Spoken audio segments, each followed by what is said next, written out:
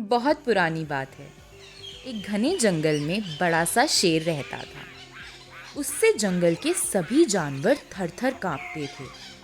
वह हर रोज जंगल के जानवरों का शिकार करता और अपना पेट भरता, और इसी प्रकार शेर अपना जीवन बड़े मज़े से जी रहा था। जब भी उसे भूख लगती, वह किसी भी जानवर को मारकर खा लेता। सारे जानवर उससे बहुत ज़्यादा परेशान थे और उससे डरते भी थे। एक दिन वह शिकार पर निकला और उसकी हाथी के साथ भिड़ंत हुई, जिसके कारण वह बुरी तरह घायल हो गया और अब वो शिकार भी नहीं कर सकता था। मगर फिर भी वह भोजन की तलाश में अगले दिन पूरे जंगल में भटकता रहा, किंतु उसे कुछ भी खाने को नहीं मिला। भटकते भटकते शाम हो गई और भूख से उसकी हालत खराब हो चुकी थी। तभी उस शेर को एक गुफा दिखी।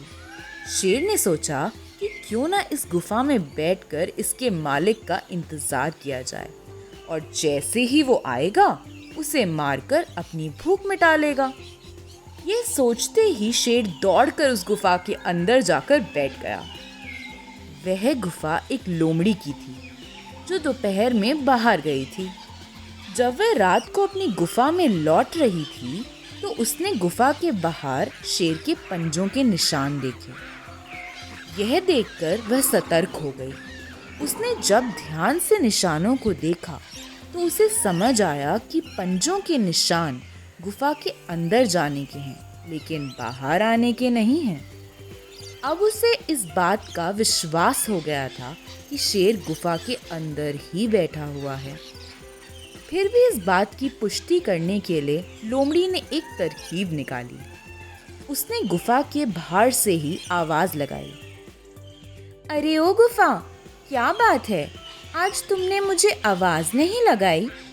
जब भी मैं बाहर से आती हूँ तुम मुझे बुलाती हो, आज तुम बोलती क्यों नहीं हो? ऐसा क्या हुआ है?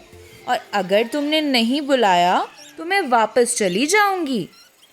यह सुनकर अंदर बैठे शेर ने सोचा, हो सकता है ये गुफा रोज आवाज लगाकर इस लोमड़ी को बुलाती हो, लेकिन आज मेरी वजह से बोल नहीं रही है।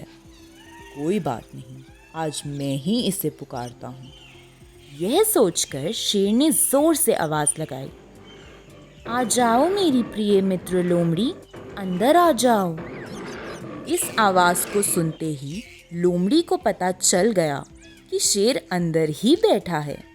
वो तेजी से अपनी जान बचाकर वहां से भाग गई और शेर भूखा ही रह गया।